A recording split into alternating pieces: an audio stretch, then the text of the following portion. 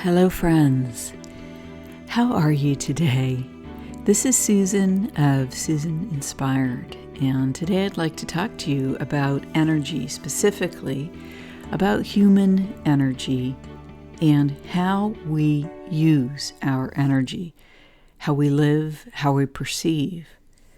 Today I want to focus on perceptions, and I want to focus on the idea of a fractal. What is a fractal? When you're looking at a cut crystal like this diamond, a fractal is one side, one part of the crystal.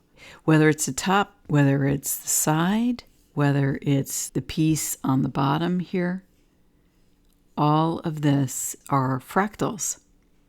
Now it gets interesting because you can see that the light reflects through the crystals, and then the light reflects through each fractal, and then these things bounce off of each other. Just like being a whole human being, all of the different parts of who we are can bounce off of each other, and that outward expression becomes the whole, we think. Often what happens is that we get very focused on one fractal of the whole of who we are. And then when that happens, we begin expressing from there. And this becomes our interface with the world. Sometimes we will change interfaces depending on the situation. So for one situation, I may use this fractal. For another situation, I may use this one here. So I have the whole of who I am. Right? But I'm going back and forth deciding which part of me is going to be the interface in this situation or interaction. Maybe now I'm going to use this to face the world. Maybe this is my work persona. So now here I am in my work persona, and this goes back down. Okay, I get home from work, and now I've got my home persona, the other fractal. All right, well, maybe sometimes I get triggered. You know, there's some unhealed stuff from childhood, and I don't handle that as well. So here I am in my work persona, but an unexpected situation comes up. And when I'm in this work persona, that comes up, suddenly I start to vibrate in a very uncomfortable way that does not fit this fractal of who I am when I present from that facet of the total crystal that I am, right? Suddenly, all heck breaks loose, and this chopping-shaped fractal comes out. And when that happens, maybe there's blame, shame, guilt, acting out, who knows what it is. Until the situation calms, I feel okay to tuck that back in. I drive home, and in relief, I bring out the home facet. I go to bed, and next day, I get up and I face the world again from this fractal. And I hope that this one is not with me, right? Unless I've done some work. Did I do some work that night when I went to bed and address whatever the issues were? So a lot of people talk about us as humans being a part of the fractal of the whole, but this is not how I like to look at it, because I feel as human beings with an incarnated soul that we are the whole of who we are, and we have the capability to live and embody this in human life. As we awaken, as we expand our consciousness, as we connect with the divinity within, and we learn to be in a centered place within. So once we do that, we can still act from a fractal, but the experience is different. When I am in wholeness, here's what the experience is like. I know that I have these fractal pieces from which I can operate. When I am in wholeness, these fractal pieces are known to me, but also integrated, so that they do not feel like a separate part of me. So that when I am in wholeness, in a centered state, rather than that piece going out from me and interacting from a state of centered wholeness, I simply turn and use the fractal piece that is relevant in this situation.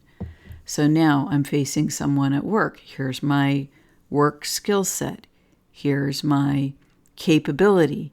Here's my talent related to that.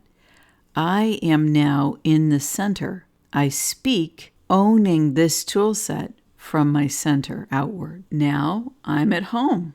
So I take this fractal, that's the part of me that has the relaxation, the joy at being together, the skill sets that I have for my home, taking care of my home, doing things in the home, the part of my personality that's a great partner, that wants to be together, that's a family participant.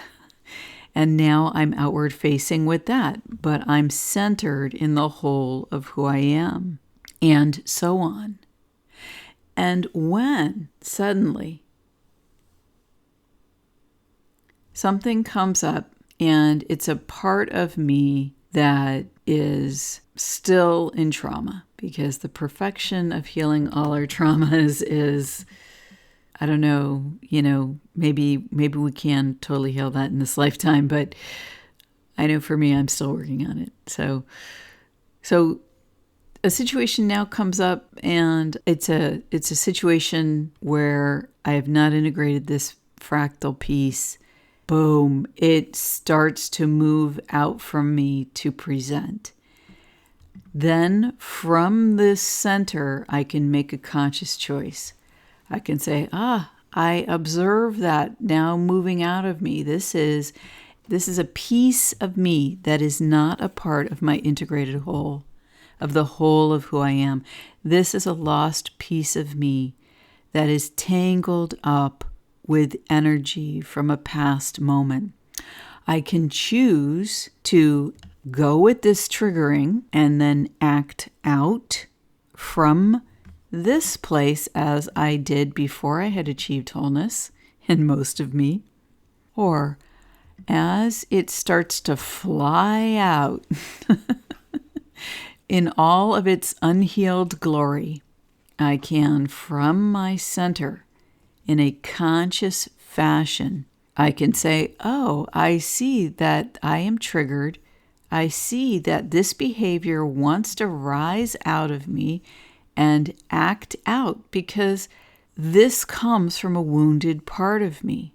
I will put that piece back, and I choose to look at it later, or I choose to take a moment and heal that for myself. And I can do that in the moment by intending that there is a time and space that this piece is experiencing within me, where it is safe, where it is loved, where it is cared for, where my guardian angels are with it, my higher self. I'm asking for assistance applying consciousness, but maybe I have some work to do in the world right now.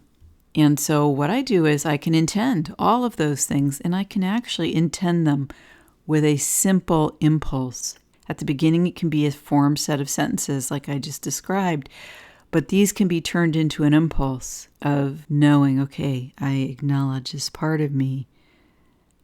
We're going to come back to you. All right, you're in safety. I will be with you as soon as possible. Right now, I'm in the adult world, and I have something to do at work. And I choose consciously to turn this fractal towards the person I'm facing, to act from a centered place. Friends, when we learn to do this, it is so important. This is so empowering. This is empowering beyond compare. When you first start behaving this way, it changes your world. It gives you this incredible freeing up of energy within the self. Why? Because all of the energy that your whole system was about to use to do that whole triggered thing you always used to do, is now available to you for whatever you wish. Sure, could you use it in this work situation? Yes. But I could also go home and start painting. I could spend more time with the family, and I could take a drive doing this or that, or I could go to a concert, stay up later than I normally do. I don't know, I could exercise for 2 hours instead of 1. I don't know, whatever happens to be your thing. I have extra freedom. And maybe I add a new facet to my life. Maybe there's a part of me that I haven't yet discovered, but I didn't have the energy to do it before because I wasn't even aware that my energy was tied up with this piece. And this is darkness turned to light. This is where I have a chance to have gratitude to this person who I was just engaging with and then got triggered. And instead of becoming extremely dramatic or whatever that triggering would look like, maybe it's going away and sulking. I don't know. This is an opportunity to express gratitude in whatever way that's appropriate. Could just be silent gratitude. Could just be saying a prayer for that person. Thank you for showing me that I had a place in me that was unhealed. And now when I get to that quiet time, maybe I take lunch and I go sit in the park. And I bring this piece out of that safe space that I put it in, and I love on this piece of me. Maybe I remember, oh my gosh, oh goodness, that reminds me of when I was 9 years old, and this happened, and then that happened. It really wasn't about this person at all. Okay. Or you could say, that butt. Right? You act like a 9-year-old. That butthead. It's easy when you are in this place and you start to bring consciousness to these kinds of things. It becomes easy to see when someone is projecting onto you. And it's kind of sad, in a way, if the person can't shake out of their projection. So sometimes we can say something to give a nudge. Let's say the projection went forward, okay? Now what's going on here?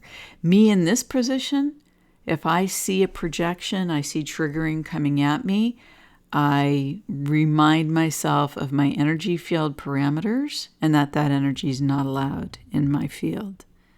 Because when we're projecting, like when the person who's the diamond in this example is projecting, all they want to do is get rid of this horrible feeling. And if they can get it into this guy's field, and this person, maybe they're an empath, and maybe they don't have good energy management skills. And now, I feel so much better after I just yelled at that person. Of course, tomorrow I'm going to have to face them again, and it's going to be horrible because I acted out. And now this person feels horrible, or they're mad, or now you made an enemy, or whatever it is. Okay, so that's not good. But if a person is projecting onto you, if you're the blue person here, okay, and the diamond person has projected onto me, I can say something, and that might be, I hear what you just said. That is not where I'm coming from. I wasn't thinking that at all. And that's a hint to the other person that this isn't about me, the blue person. Now I'm the blue person. This isn't about me, blue person. It's a hint to them that it's a projection. Now, if someone has done a whole lot of self-growth work, then they're gonna understand in that moment, are they telling me this is a projection? Then I have the ability to consider that. But if I have gotten heated and triggered, even if I've done personal growth work, maybe I just don't want to acknowledge that. Maybe this triggering is so strong that it feels good to finally let it go, that I just continue, in which case you can get to the next step of just calling the projection what it is. Listen, I hear what you're saying. I don't feel that this state of being you're in at the moment is about me or our interaction. I feel that this is a projection. Now, when you tell someone that they're projecting at you, it can often be the case that they don't want to acknowledge that. So it's a judgment call here. Depends on how well you know the person, how your interactions have been over time. I have done both of these things. And sometimes the person won't acknowledge that they projected, but they will stop. And you have to understand that when someone is coming from this triggered place, their subconscious has gotten activated. Okay? So this is a place of vulnerability. As soon as this gets activated, I'm now, as the diamond, now I'm the diamond person, as the diamond, I'm now riding somewhere between the wholeness that I thought I was in and this fractalized part of me that just jumped out of my subconscious. When you are in a state of being awake but acting from the subconscious, you will not always remember what is happening, even a few minutes later, when you're in the triggered state. And an example of this would be, I freaked out and I don't even remember what I said. Okay, that's because all of that now resides in your subconscious. It came out of your subconscious. You said it. You were apparently conscious because you were standing up there talking, but then went right back into your subconscious. So what that says is that there's something about that was so traumatic or traumatizing. I'm using a situation where there's physical safety. I'm not talking about that this is an abuser or anything like that. So I want to make that clear. Anything where physical safety is not assured is a different topic. This is an example of civil discourse or fairly civil discourse, okay, where you are personally safe. So just add that there. But the trauma might be tied to a time when you did not feel physically safe or 100 other things that could have gone on for an individual. So when you don't remember something like this, it could be that it is in your subconscious.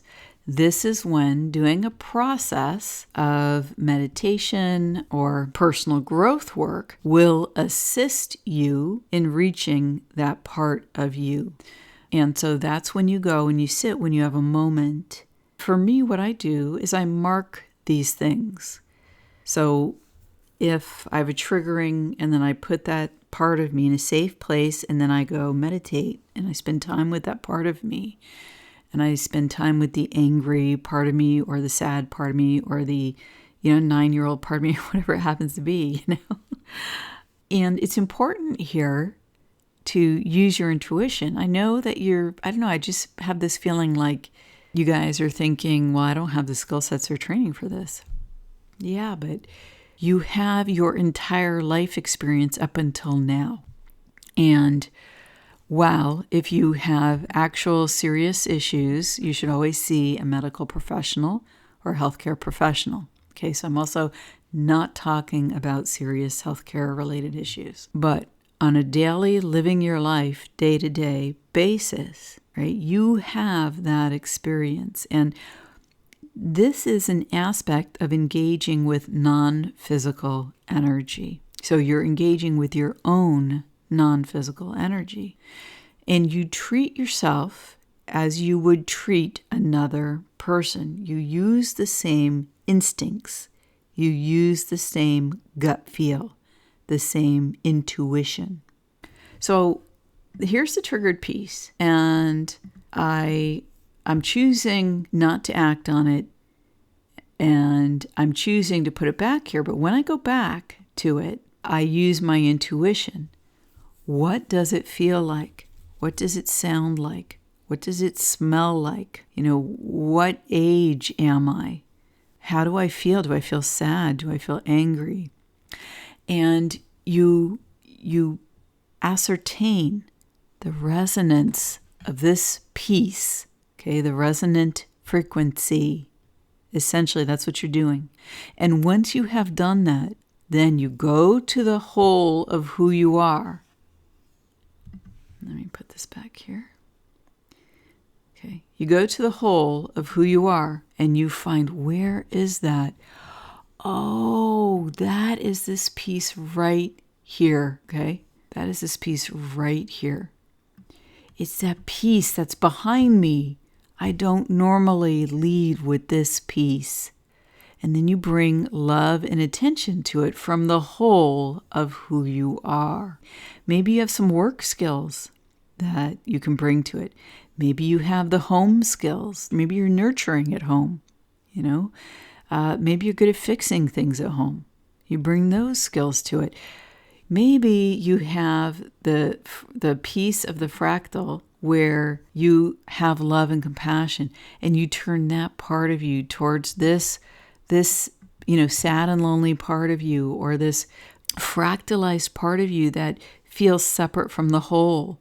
And you turn this beautiful part of you towards it, and you love it and love it. And with repeated and constant care for this part of yourself, you will be able to reintegrate it into the whole of who you are and be the diamond once again.